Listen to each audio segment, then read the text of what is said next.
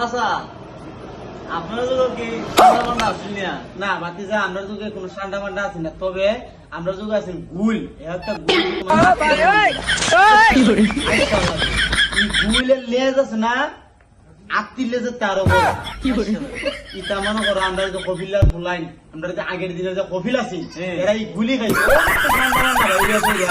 কফিলার ফুলাইন যে ঠান্ডা তুকা, তবে আমরা আগের দিন ওই গুলি ঠান্ডা হইতো মানে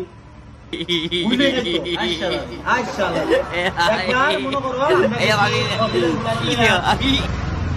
জিরা বের ইয়া দিয়ে মুড়া দুই ঠান্ডা আচ্ছা